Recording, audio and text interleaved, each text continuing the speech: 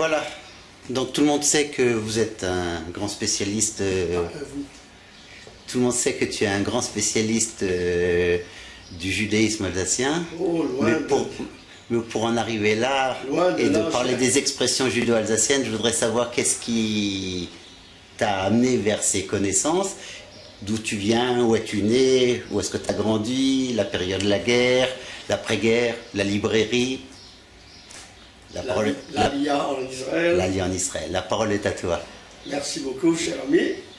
Je suis né en l'an de grâce 1934 à Strasbourg.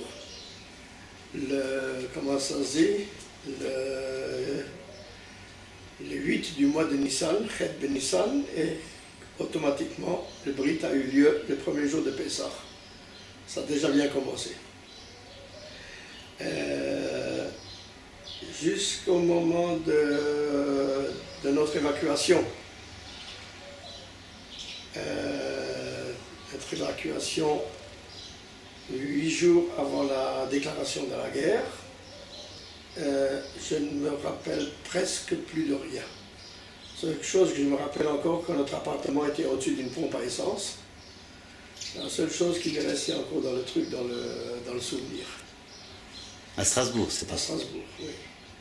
47 Faubourg de Pierre, exactement. 8 jours avant la déclaration de la guerre, la sœur de ma mère qui habitait à Nancy nous a dit « Écoutez, la guerre va éclater, vous avez tout intérêt à partir. Et puis, on nous conseille de venir chez nous à Nancy. On a encore un peu de place dans l'appartement jusqu'au moment où on vous trouvera le... » On est resté là-bas jusqu'au moment c'est-à-dire quand la guerre a éclaté. Et de là-bas, le mari de ma tante, qui n'était pas juif, avait sa mère dans le département de Lyon. Et il a dit, mais je vais me mettre en rapport avec ma mère, qui entre parenthèses était une grande antisémite, et de vous trouver un truc, de vous trouver un logement ou bien n'importe quoi, vous pouvez rester là-bas, puis tâchez de vous débrouiller. Effectivement, nous sommes partis depuis Nancy, au moment où la guerre avait éclaté, depuis Nancy. Il avait une voiture vu qu'il était représentant pour une fabrique de peinture. Il nous a amenés jusqu'à Chevillon, dans Lyon, et nous avons voyagé pendant toute la nuit. C'était quelque chose de terrible, il n'y avait pas moyen de dormir. On était serrés dans la voiture avec les bagages, etc., etc., passons sur les détails. Et nous sommes restés à Chevillon jusqu'en 1940, au milieu de 40 ou début 41. De là, ma mère, Aléa Shalom, s'est mis en rapport avec le grand rabbin Deutsch qui à l'époque était à Limoges, en disant, écoutez, la communauté de Strasbourg a été repliée, moitié sur Limoges, moitié sur Périgueux. Et comment est-ce qu'on dit, est-ce qu'il y a encore possibilité de nous accepter à Limoges? Et le grand rabbin Deutsch a immédiatement répondu en disant, écoutez, pour le moment, Limoges est entièrement saturé, il n'y a plus de place, mais j'ai l'intention de monter une petite communauté, façon de dire, à 22 km de Limoges, qui s'appelle Saint-Jouvent, et de là-bas, on va vous accepter. Arrivé après 15 jours, 3 semaines à peu près, effectivement, le grand rabbin Deutsch a écrit en disant, vous pouvez venir. Nous avons structuré déjà, comment ça se dit, cette petite communauté qui est en gestation et qui prendra forme à Saint-Jouvent. Arrivé là-bas, on nous a mis dans une villa qui à l'époque servait pour les métayers, les ouvriers du patron qui habitait dans un château. Donc cette fameuse maison a été réquisitionnée de la part de la préfecture pour y mettre les réfugiés qui à l'époque, pour le moment, était encore autant juif que non juif, c'est-à-dire toute l'Alsace et la Lorraine a été repliée sur l'intérieur de la France. Nous sommes arrivés là-bas, nous étions les premiers de la famille, alors automatiquement ma mère s'est chargée de réunir le reste de la famille. Ma tante, c'est-à-dire la sœur de ma mère, avec son mari et ses 2 filles, ma grand-mère, dont je ne sais pas où est-ce qu'elle habitait avant la guerre, également s'est jointe à nous. Mon oncle qui a été libéré, qui habitait à Bruxelles, qui a été, comment est-ce qu'on dit, libéré au moment de la truc, au moment de l'armistice, qui a été signé entre Pétain et le Reich, et un autre frère qui n'était pas encore marié. Nous nous sommes retrouvés exactement 1, 2, 3, 4 familles pour le moment dans une villa avec une seule cuisine et un seul WC. Inutile de passer sur les trucs, sur les petites frictions qui sont devenues de grandes frictions. Quand on est à 4 familles dans le truc, dans la même maison, et chaque famille a eu droit à une chambre. Et par roulement avait le droit de se servir à ce moment-là également dans la cuisine.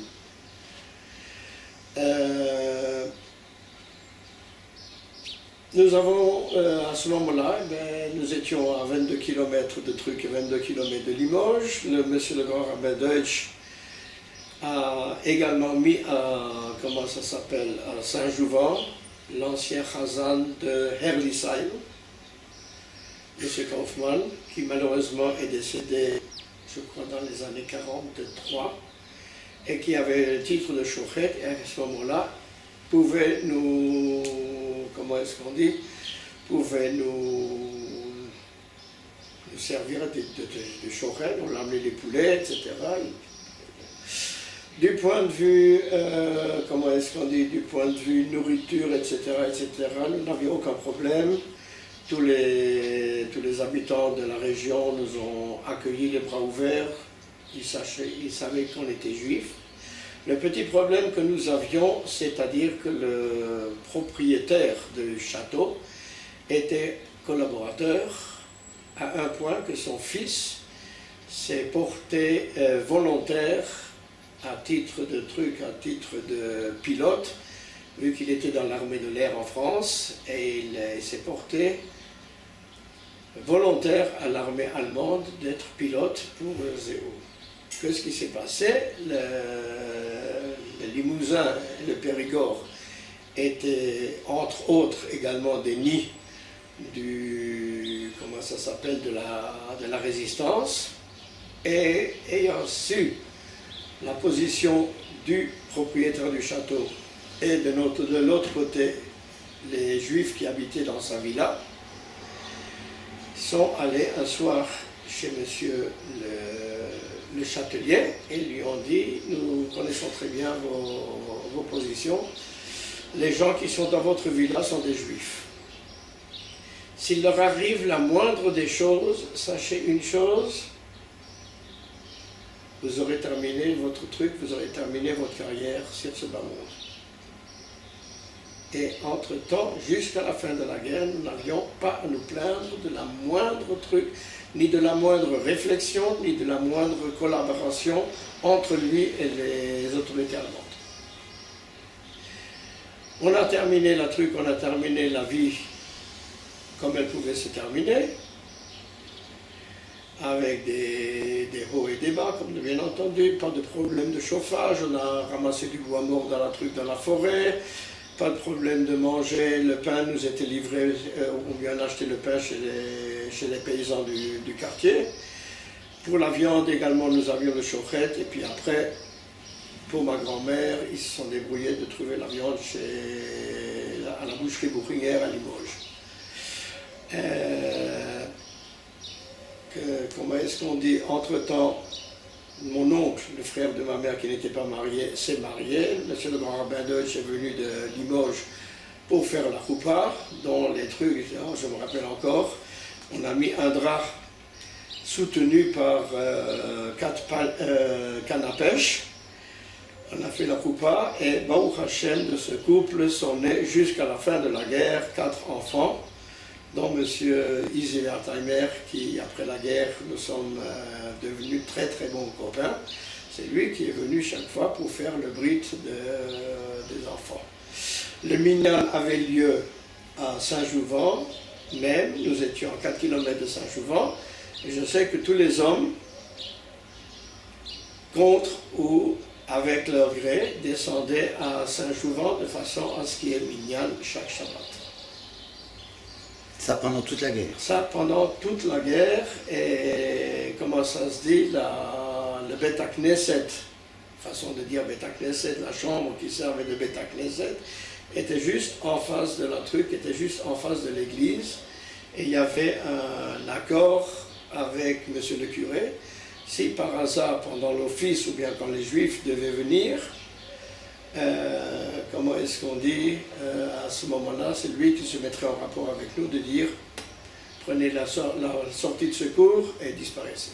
Qui faisait les offices? Les offices, il y avait un ancien chazan de Villeurbanne, qui s'appelait, maintenant je ne me rappelle plus du nom, je m'excuse, je ne me rappelle plus du nom, mais lui il était chazan, Balkria, au Bet HaKnesset, etc., etc.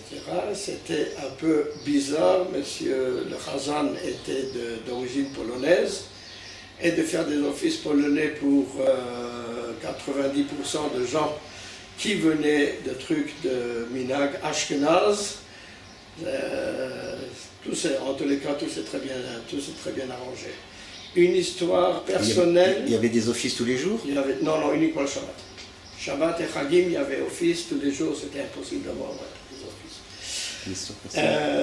Une histoire personnelle concernant mon père, ça je voudrais le signaler, qui à mon avis était un très grand miracle, dont on s'est rendu compte de la grandeur de ce miracle uniquement après la guerre. Mon père était, comment est-ce qu'on dit, mon père était d'origine polonaise. Ma mère était de Bischheim, donc automatiquement française par réintégration.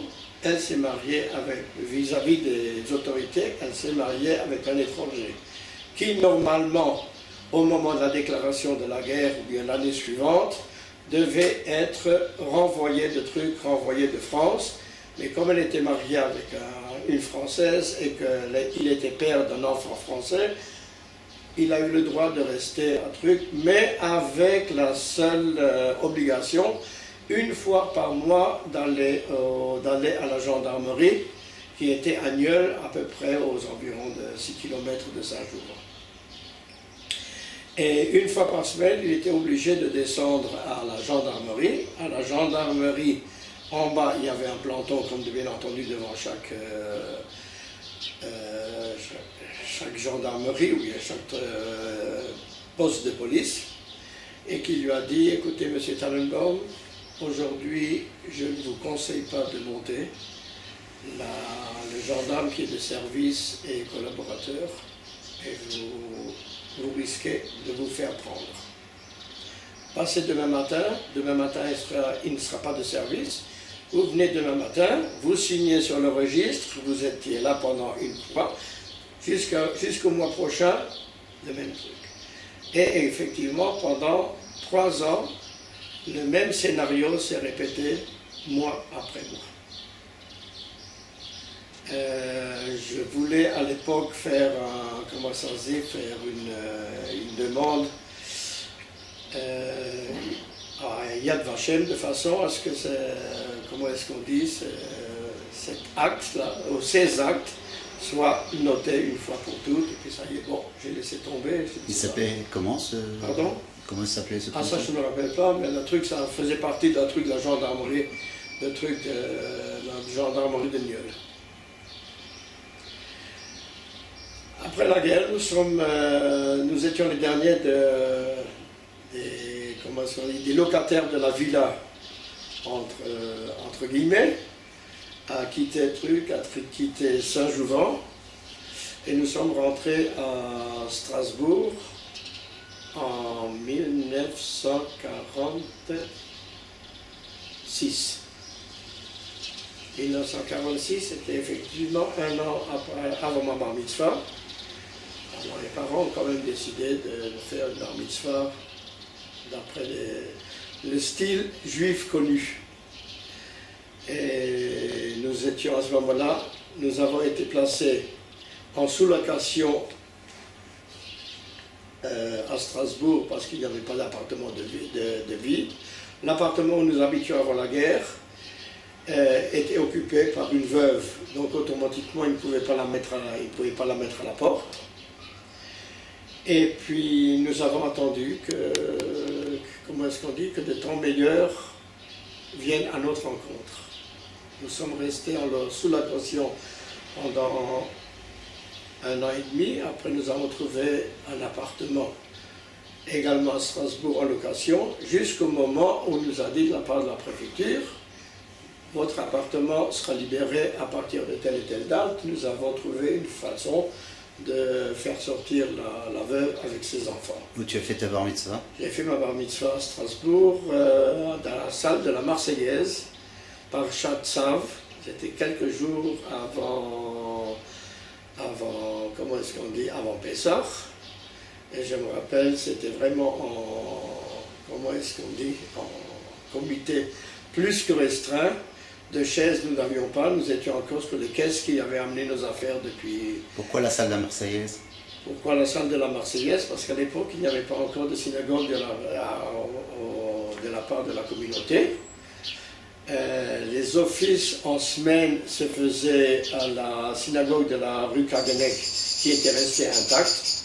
Pour le Shabbat, où il y avait plus de gens de la part de la communauté qui venaient, ils avaient besoin d'une plus grande salle. C'était une salle de la ville de Strasbourg qui était tenue à leur disposition jusqu'au moment où la synagogue de la place Broglie soit, soit apte à accueillir la communauté de Strasbourg, les gens qui venaient au Beth Knesset à la synagogue de Strasbourg. Avant que la nouvelle synagogue de Strasbourg ait été construite, il me semble que l'inauguration avait lieu le 1er Nissan en l'an de grâce 1958.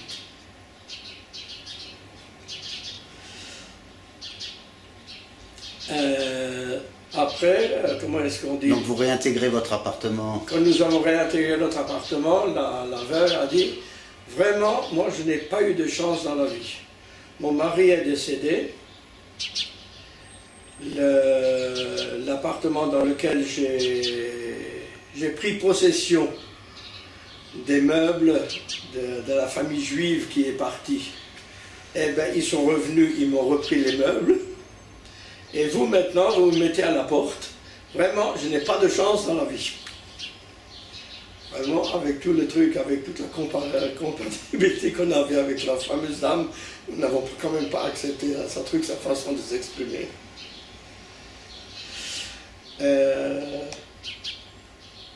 Pour continuer comment est-ce qu'on dit,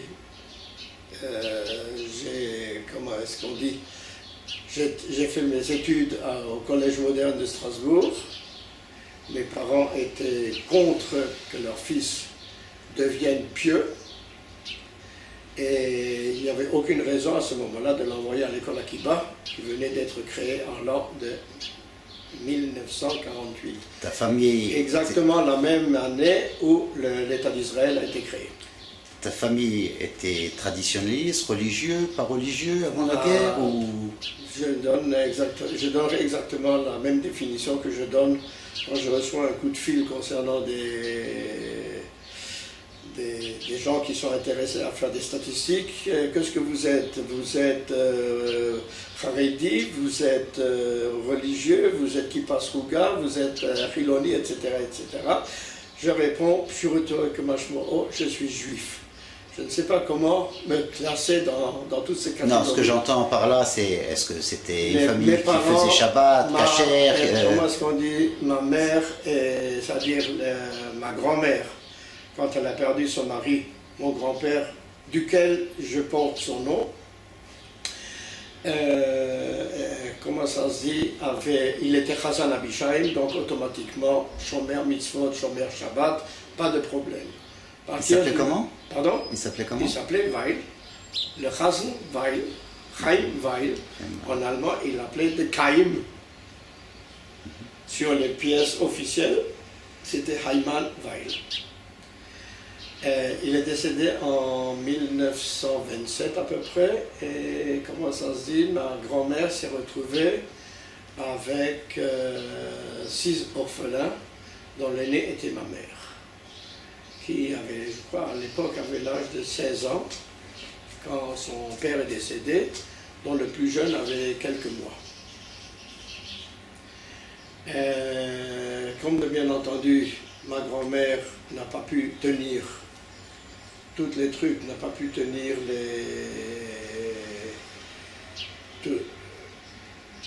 comment est-ce qu'on dit, toutes les responsabilités d'un foyer dont le mari a disparu, c'est-à-dire qui s'est écoulé du point de vue éducation des enfants, n'a pas pu donner ce qu'elle voulait, et de toute façon il n'y avait pas à l'époque toute l'organisation communautaire qui existait, école, etc., etc. Ni l'aide sociale qui existe peut-être aujourd'hui. Exactement. Et comment est-ce qu'on dit, chacun des enfants a choisi sa voie, pour ainsi dire, dont la religion n'était pas le souci principal. N'était pas le principal. La seule chose dont je me rappelle d'après-guerre, mon père, cédant à la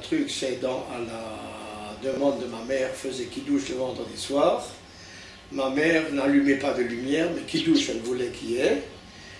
Comme de bien entendu, la religion, pour ainsi dire, s'est basée sur ce qu'on appelait en son temps, comment est-ce qu'on appelle ça, les Juifs des 3 jours. 2 jours de Rosh Hashanah, 1 jour de Yom Kippour, mais tenait à ce qu'on fasse un seder. Et concernant le seder, je voudrais juste, entre parenthèses, dire, mon père ne savait pas faire le seder et c'était ma mère qui faisait le seder. Et si aujourd'hui encore je fais le seder chez nous, je peux dire que, comment est-ce qu'on dit, que tous les nigunim, toute la façon de faire le seder, je l'ai appris de ma mère. Même le truc, les derniers paragraphes dont les chants ont été traduits en Yiddish-Deutsch, automatiquement sont restés, et les gens de la famille, comme moi, quand on est arrivé en Israël, ma mère est restée chez le reste de la famille, mes cousines, etc., etc., et elle leur a appris, comment est-ce qu'on dit, la façon de faire le seder d'une façon alsacienne et de traduire Chad Gadia en judéen alsacien, ein Ziegelein. Tu peux le chanter en entier? Ah, je peux le chanter en entier, mais pas maintenant.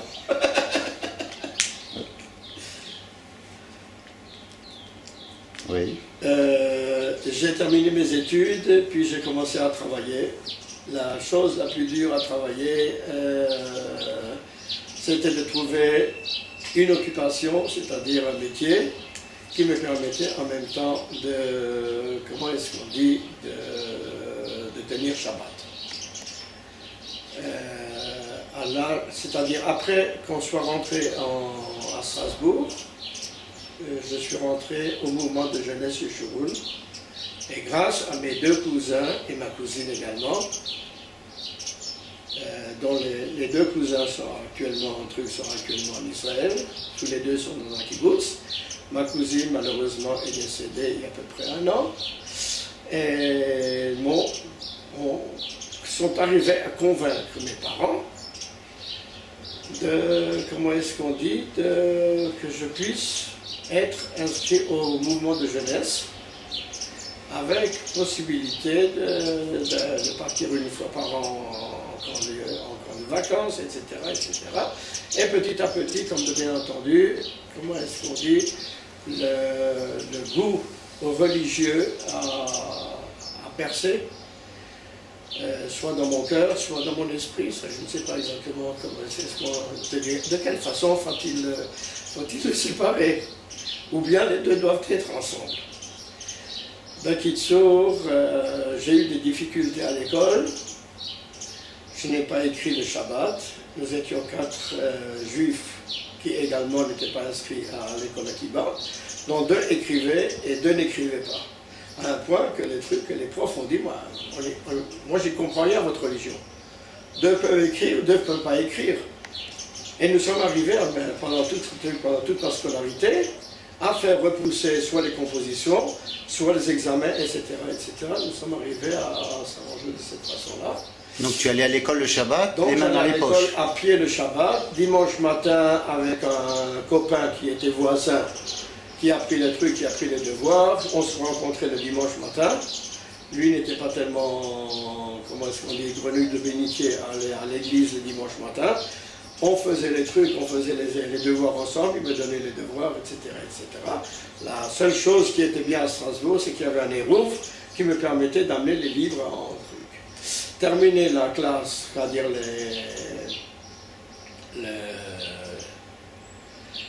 la période de scolarité, j'ai fait une année de, comment est-ce qu'on dit, d'école supérieure commerciale.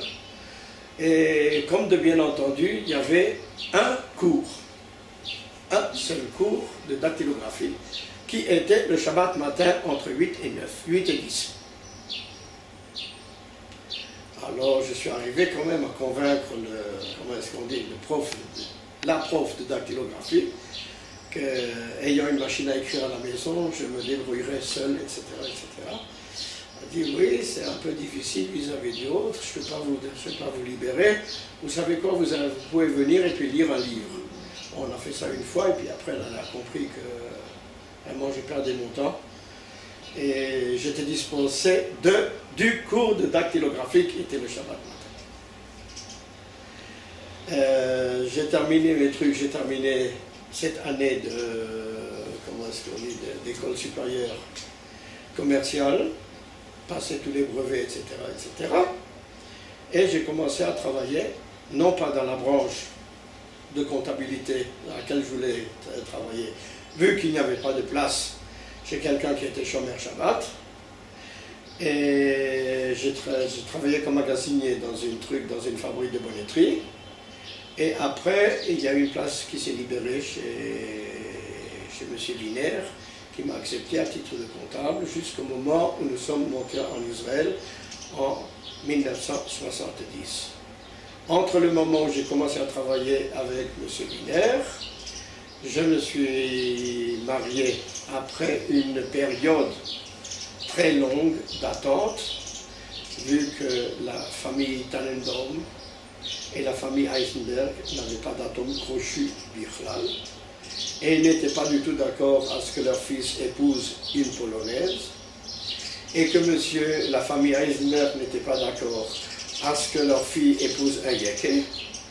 Et nous avons attendu. Pourtant, tu étais demi-Yeke, tu avais quand même des origines polonaises. Ma mère a toujours dit, mon mari n'est pas un Polac. Il venait de trucs, il venait de... Comment ça se dit? Il venait de Toporov, un petit village à côté de Lvov, en Pologne. Mais pour ma mère, il n'a jamais été un Polonais. Et tu as retenu surtout tes traditions alsaciennes plus que celles de Pologne. Toujours, c'est le truc toujours sur... quand on lui demandait où est-ce qu'il était né, il a dit il est né en Pologne, mais aujourd'hui ce n'est plus un Polonais. My man is kein Polak, il dit toujours. Bien, ça c'est entre parenthèses.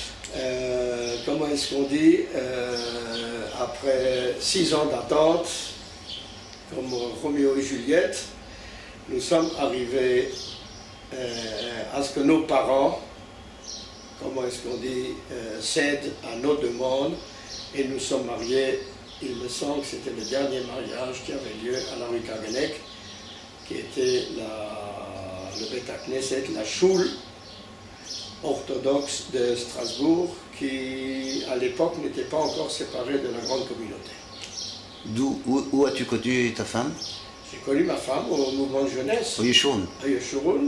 Et on peut dire à peu près que 70% des couples qui se sont mariés à cette époque-là se sont mariés pour s'être connus soit par les mouvements de jeunesse, soit par le Merkaz. Et comment est-ce qu'on dit? Et puis, c'est où?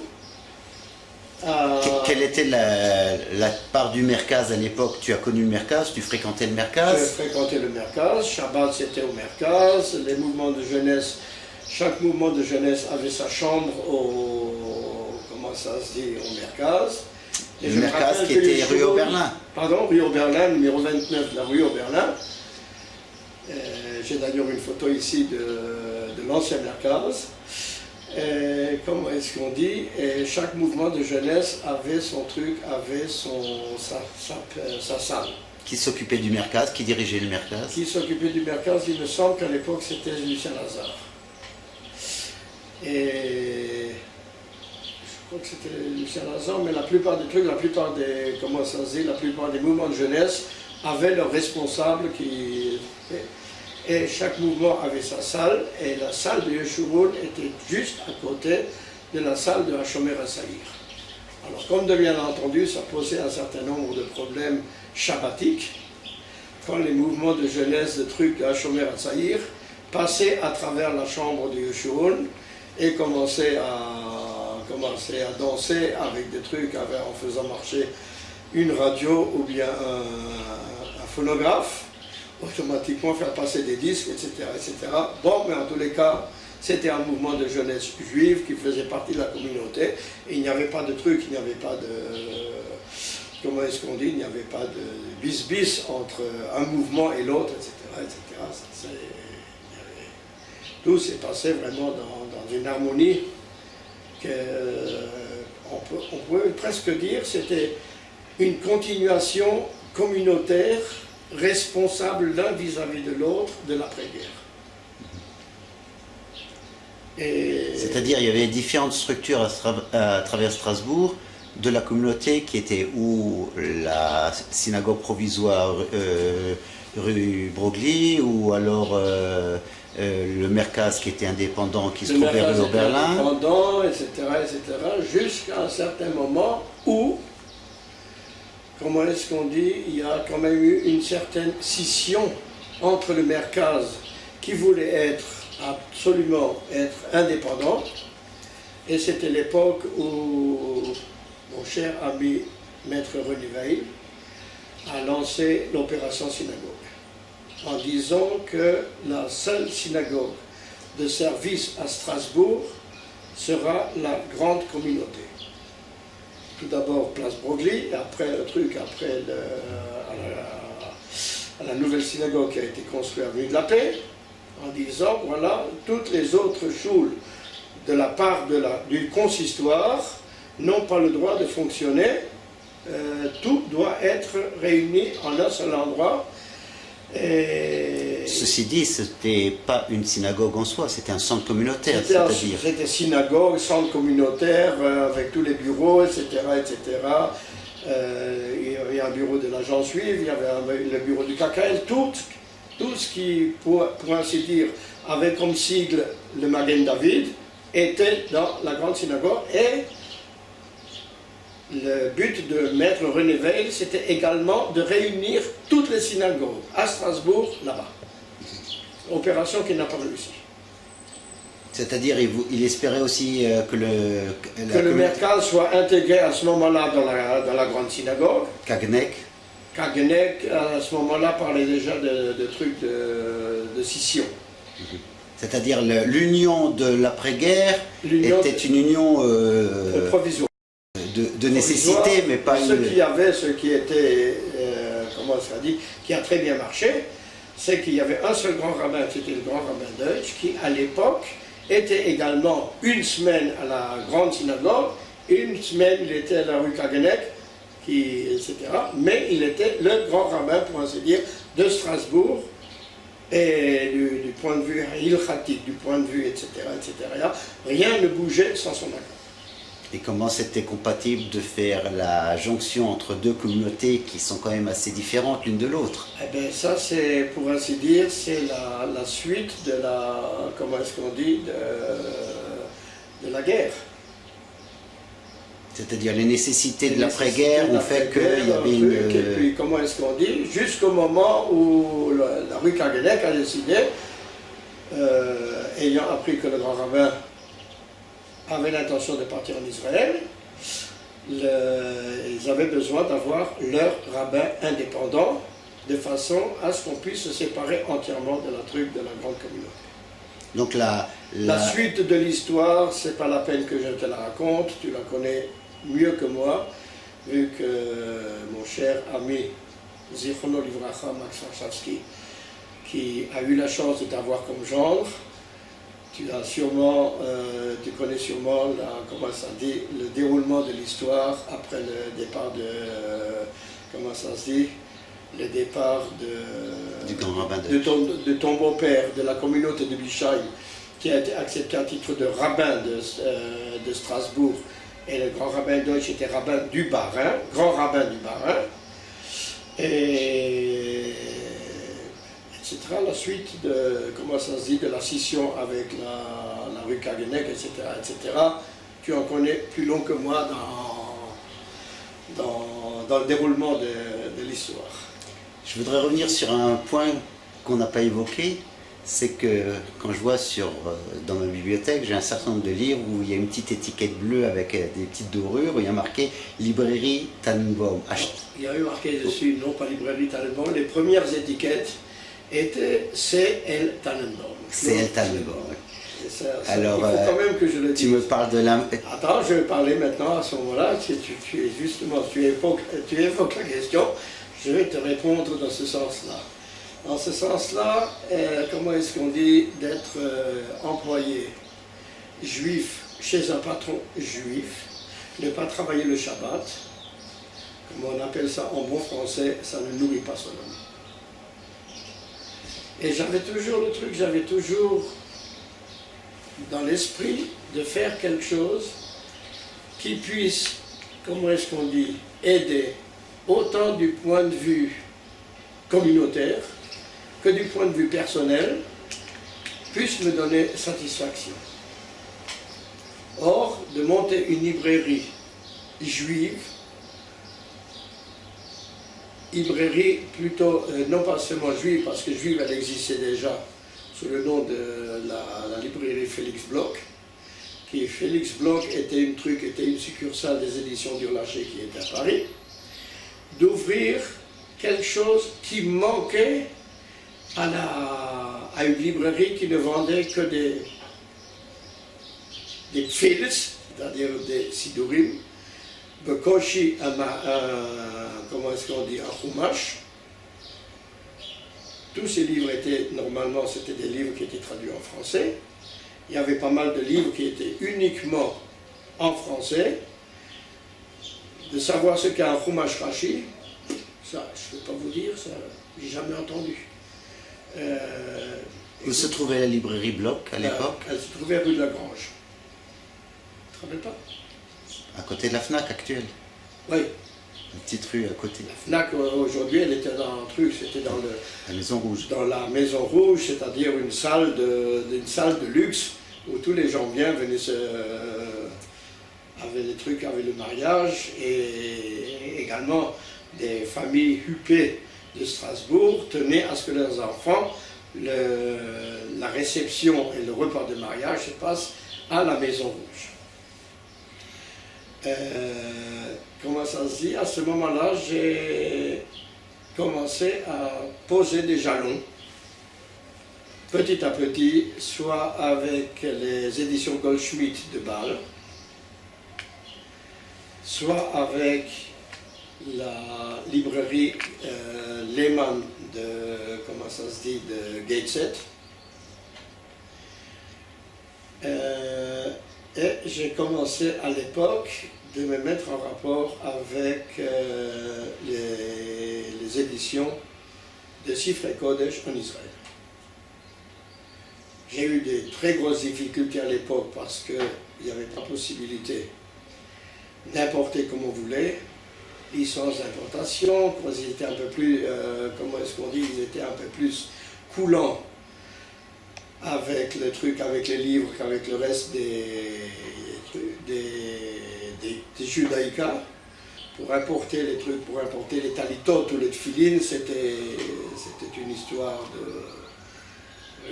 parler des arba minim, n'en parlons pas, on avait besoin d'une, comment est-ce qu'on dit, d'une autorisation du ministère de l'Agriculture, etc., avec des problèmes monstres. Je citerai après quelques exemples des problèmes qu'avait la librairie Tannenbaum. Alors, quand j'ai décidé de faire ceci, je me suis dit, la meilleure des choses, c'est, comme la plupart des libraires, mettre leur étiquette dans les livres qu'ils vendent. Bon, alors la première manche qu'il y avait à faire, c'était d'une part d'avoir un stock, et je suis allé chez monsieur aux imprimeries Zussmann pour imprimer des petites étiquettes. Alors, il me demande combien est-ce que tu en veux. Je dis, écoute, pour la première fois, on va en faire 5000.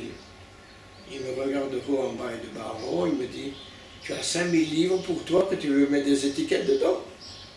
Alors je lui ai dit, oui. J'espère même en avoir plus.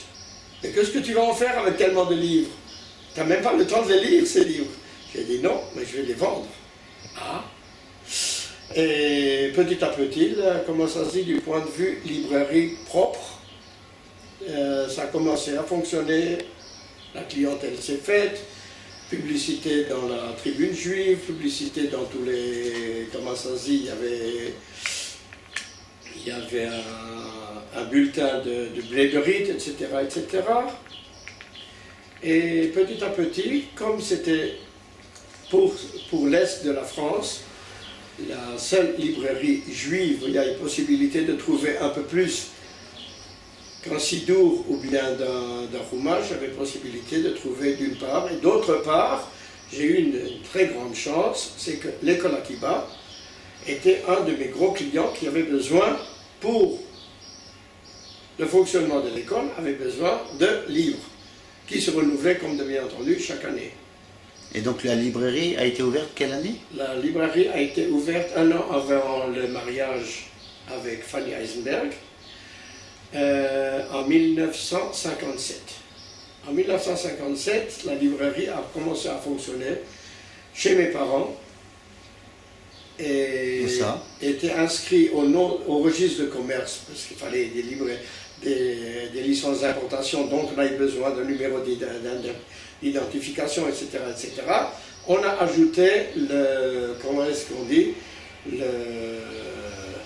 la librairie au commerce de mon père. Et ça marchait. La librairie s'est trouvée dans la chambre à coucher où j'étais. Il y avait des rayonnages et puis de la marchandise jusqu'au plafond. Quelle rue ça se trouvait? Pardon, ça se trouvait Faubourg de Pierre. Faubourg de Pierre. Moi, je travaillais à mi-temps à ce moment-là, ou 3/4 de temps, chez M. Wiener à titre de comptable. Quand je rentrais, je m'occupais du fonctionnement de la librairie, quoi. Et après notre mariage, nous avons cherché un appartement commercial. Avec un appartement commercial, 2 pièces étaient uniquement pour la librairie. Et nous avons étendu un peu plus, à part la librairie, tout ce qui faisait partie d'un besoin d'une communauté juive, qui pouvait aller des arba minim avant Sukkot, qui pouvait aller des trucs du plat du Seder avant Pessah, qui pouvait aller de Menorot, de Chanoukiyot,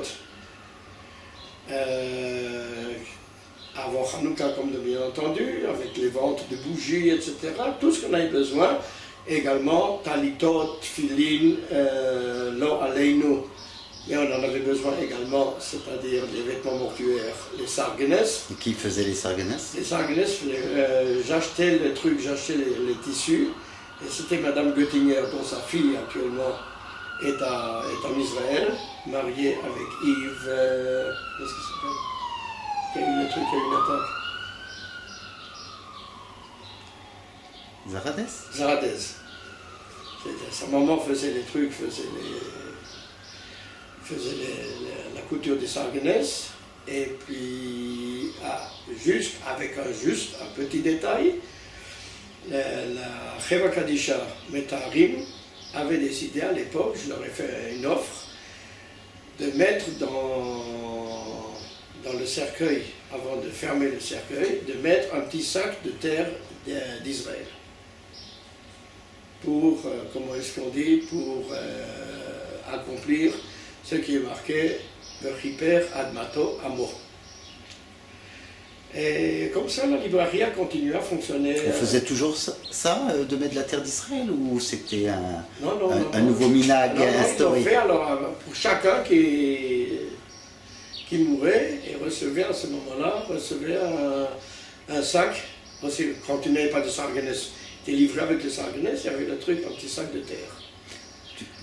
Tu vendais aussi des parochettes ou des manteaux? Les parochettes, je faisais faire, je n'avais pas de stock vu que c'était un gros investissement. Et de toute façon, quand il y a un parochette, chacun voulait son texte, qui est-ce qu'il a offert, en souvenir de qui, en souvenir de quoi, etc. Ça, et qui faisait les parochettes? Les parochettes, je me rappelle le premier que j'ai fait avec des pincements de cœur. On m'a donné l'adresse d'un couvent dont les bonnes sœurs faisaient le truc, faisaient la broderie sur les trucs, sur les parochettes. Et j'ai dit, j'ai eu des pincements de cœur, ça ne me faisait pas plaisir. Et j'ai trouvé un fournisseur qui faisait ça d'une façon vraiment très bien. Il faisait ça en Angleterre. Et je passais la commande. Malheureusement, il n'y avait pas encore d'internet, il n'y avait pas encore de trucs. Avec de grosses difficultés, il y avait des... Comment est-ce qu'on dit? On faisait les dessins à la main. Le texte, je l'écrivais à la main, etc., etc.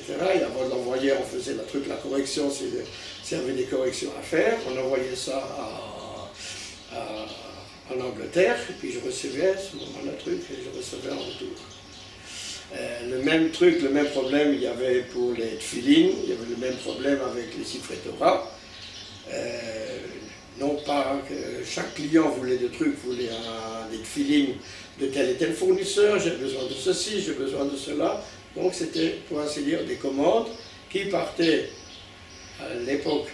Même le téléphone sur Israël était très long, était très cher.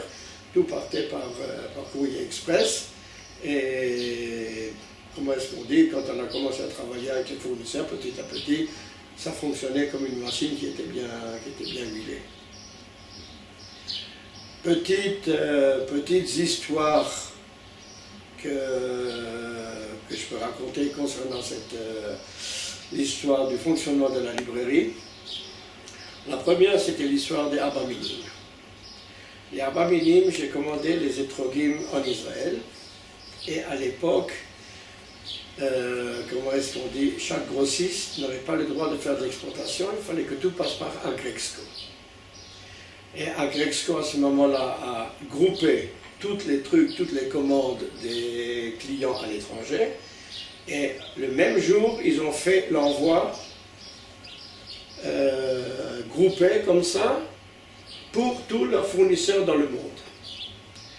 Et comme bien entendu, comment est-ce qu'on dit, Agrexco n'était pas tellement au courant que les Etrogim devaient arriver à l'étranger la veille de Rosh Hashanah ou la semaine d'avant Rosh Hashanah, parce qu'il fallait encore, il y avait tout un système de préparer les Lulavim, de mettre les Etrogim, etc., de tout préparer de façon à ce que, après Yom Kippour, la distribution puisse se faire sans le moindre accroc.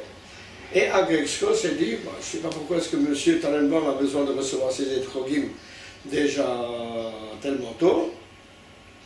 Nous, on les enverra, il les recevra avant Sukkot. Et avant Sukkot, les Etrogim n'étaient pas arrivés. Agrexco les a envoyés.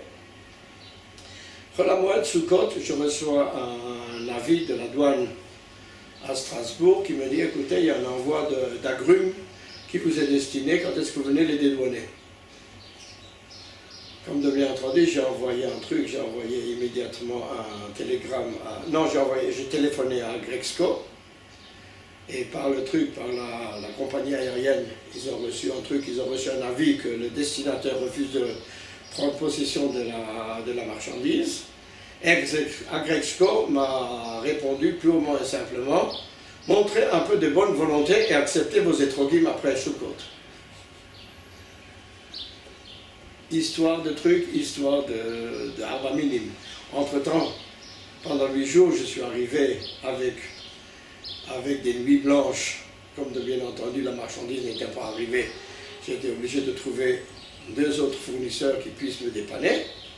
Bon, la même année, Baruch Hashem, tout le monde a eu ses Arba Minim au Bet HaKnesset. Et qui venait d'où alors? Pardon? Et qui venait d'où alors? Et qui venait, une partie est venue du Maroc. J'ai téléphoné, j'ai trouvé un fournisseur au Maroc.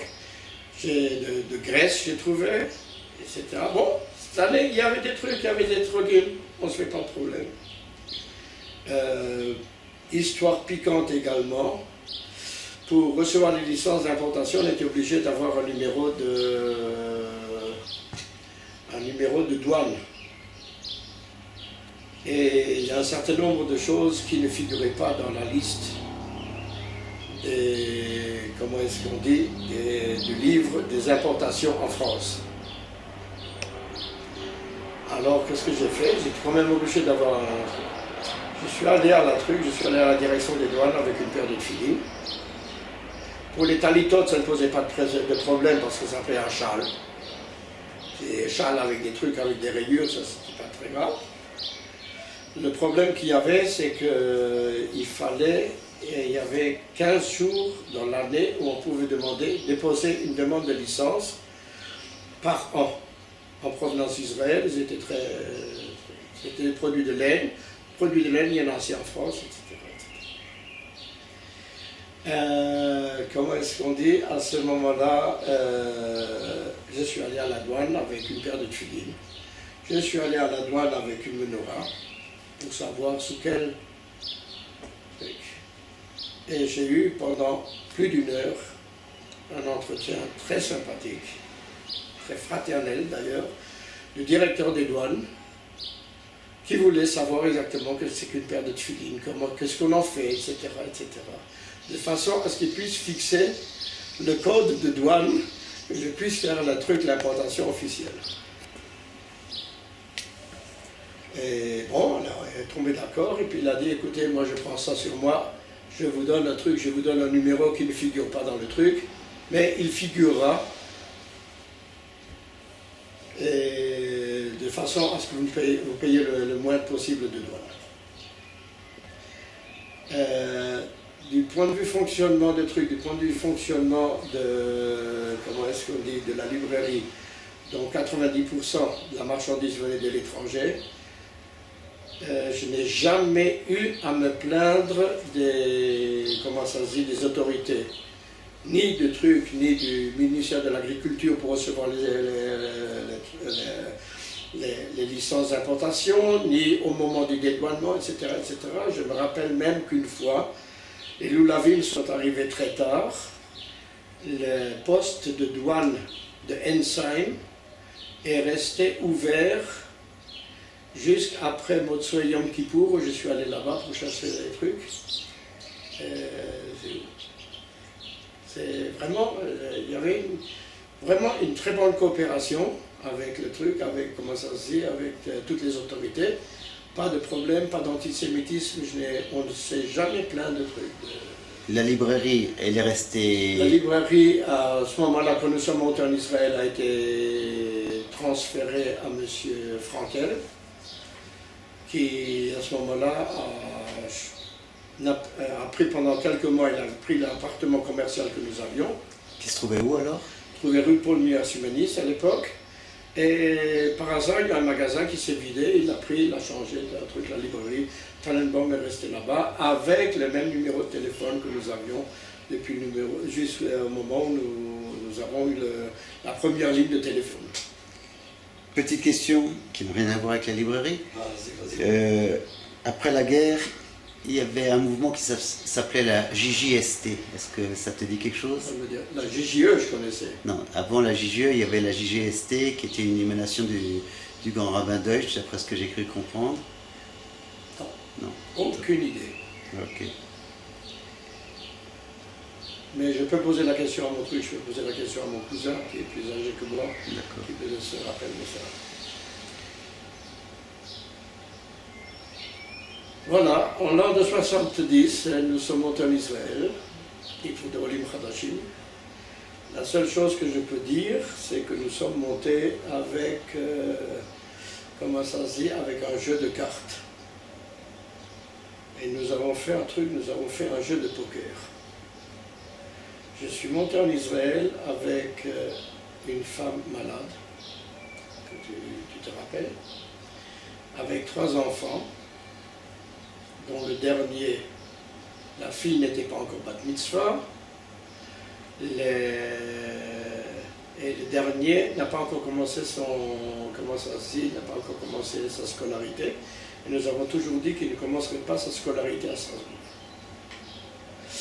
Et nous sommes vraiment, ce qu'on appelle un coup de poker, nous sommes arrivés, la seule chose que nous avions, c'est-à-dire un petit appartement de la part de la Sochnut au Merkaz Klita de Katamontet.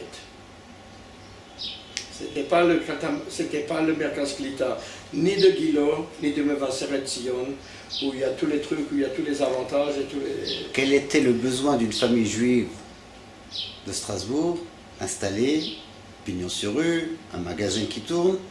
Quel est le besoin, la nécessité tout d'un coup de couper tout, d'arrêter tout et de faire son alia? Je citerai toujours, comment ça se dit, comme je l'ai cité avant, Maître René Veil, dans ce cas-là d'une façon positive. Il est très difficile pendant toute l'année de prier les prières que nous faisons tous les jours, 3 fois par jour, et de ne pas y croire. Sinon, la prière n'a aucune valeur. Comme disait Maître René Veil, je ne peux pas pendant toute ma vie vendre du sionisme et même pas l'acheter pour moi-même. On peut dire à peu près la même chose. Le peuple juif a fait ça pendant 2000 ans et pourtant... Je me rappelle que, comment ça se dit, quand le mouvement Yeshurun a commencé à fonctionner après la guerre, le Bnei Akiva s'est mis en rapport avec Yeshurun, a dit: qu'est-ce que vous avez besoin de faire encore un mouvement de jeunesse religieux? Il y a le Bnei Akiva, et de toute façon, le Bnei Akiva, il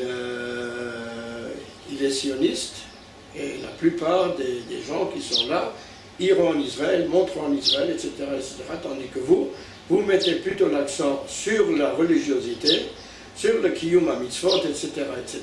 Vous avez encore un certain nombre de responsabilités pour les Juifs de la Gola, vous ne montrez pas en Israël. Et il se trouvait, d'après la statistique que j'ai faite après le moment où nous sommes montés, qu'il y avait beaucoup plus de jeunes qui étaient à Yeshurun, qui aujourd'hui se trouvent en Israël, par rapport aux gens de Bnei Akiva, qui, Baruch Hashem, sont devenus de bons balébatim, qui sont devenus des gens qui ont de très bons rapports et de très grandes responsabilités à l'intérieur de la communauté, mais qui, du point de vue sioniste, c'est très difficile. Quand on prendra la retraite, on viendra également. Je suis arrivé ici en Israël. Nous n'avions, à part un truc, comme j'ai dit avant, à part de recevoir de la part de la Sochnut un appartement à Katamontet, nous n'avions ni Parnassa, n'avait pas de travail, n'était pas prof d'université, etc., où il y avait déjà un contrat qui était signé. Comment est-ce qu'on dit, je n'avais pas assez d'argent de façon à pouvoir ouvrir un magasin. Et je me rappellerai toujours mon épouse Aléa Shalom qui a dit: Chaim, Claude, si tu ouvres un magasin, un truc à Jérusalem, nous ne resterons plus ensemble. Parce que d'ouvrir un magasin à Mea Shearim ou bien à Geoula, c'était le seul endroit où il y avait des librairies juives, ce sont des requins. Tu ne pourras pas nager dans cette eau-là.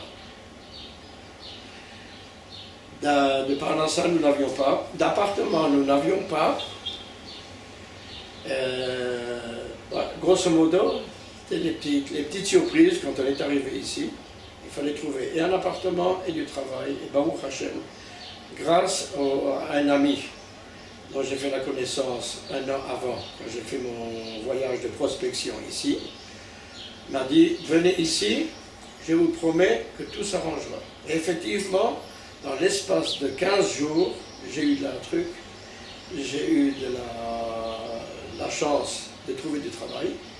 Comme je savais l'ivrite par rapport au rapport que j'avais avec mes fournisseurs ici, où on correspondait en ivrite, donc la langue, grosso modo, les rudiments de la langue dont on a besoin ici quand on commence à travailler, je les avais.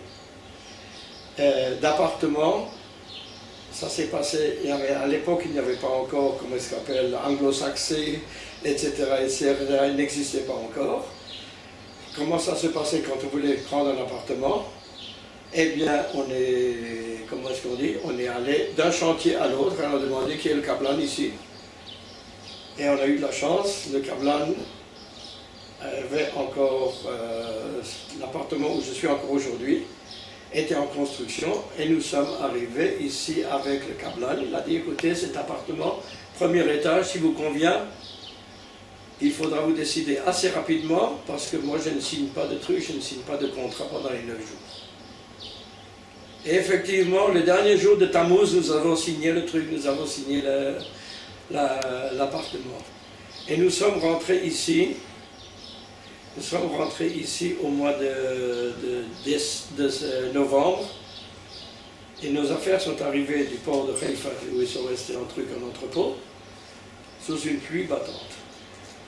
La première pluie, c'était le jour du déménagement de la famille Tannenbaum. Et qu'est-ce qu'il y a, qu'est-ce que je peux dire? Je ne vais pas dire que nous avions le titre de Chalutzim qui sont montés en Israël sans rien. Nous avons quand même amené nos affaires, nous avions on a eu un appartement. On avait un appartement dont il n'y avait pas de marche pour monter.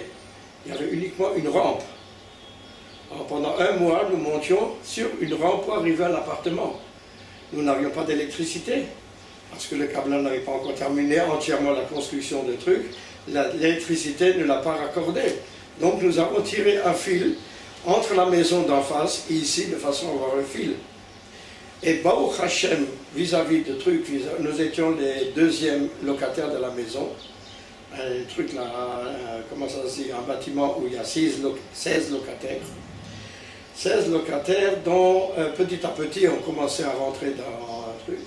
Donc nous vivions, pour ainsi dire, dans une très grande famille avec 16 appartements. Un vivait pour l'autre. Et comme de bien entendu, il n'y avait pas de téléphone. À l'époque de recevoir les téléphones, c'était une attente à peu près, bon, dans le meilleur des cas, on attendait 3 à 4 ans. Et par suite de la maladie de mon épouse, Aléa Shalom, on est arrivé,